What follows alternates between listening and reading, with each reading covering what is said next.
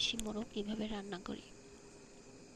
আসসালামু আলাইকুম, সবাই কেমন আছেন। প্রথমে আমি গোশটা ধুয়ে নিয়েছি, তারপরে পেঁয়াজ, কাঁচামরিচ, রসুন, আদা বাটা নিয়েছি। তারপরে আমি চুলায় কড়াইতে তেল বসিয়ে দিয়েছিলাম। তেলের সাথে দিয়েছিলাম এলাচি, দারচিনি। কিছুক্ষণ গরম হওয়ার পরে দিয়ে দেবো পেঁয়াজ, তারপরে দিব কাঁচামরিচ,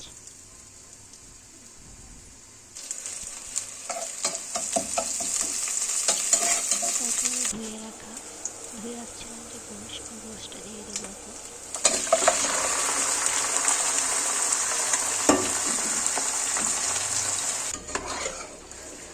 কিছুক্ষণ নাড়িয়ে মিক্স করে নেব। তারপর দিয়ে দেবো রসুন বাটা, আদা বাটা। আমি জিরাটা গুঁড়া ব্যবহার করি, তাই দিয়ে দিলাম জিরা গুঁড়া 2 চামচ পরিমাণ।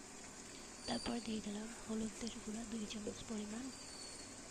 যেহেতু আমি গুঁড়া মরিচ খাই না, তাই হলুদের পরিমাণটা একটু বেশিই দিলাম। তারপরে দিয়ে দেবো লবণ 2 চামচ পরিমাণ।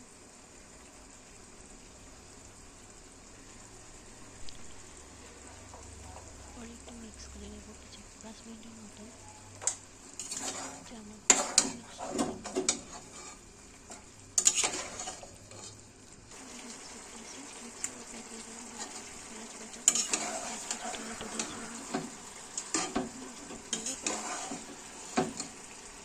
তারপরে দিয়ে দেবো পানি।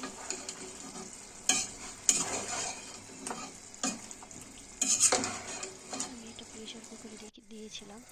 এই তো আমার রান্না ডান। আল্লাহ হাফিজ, সবাই ভালো থাকবেন, সুস্থ থাকবেন। আর যারা এখন আমার চ্যানেলটি সাবস্ক্রাইব করেন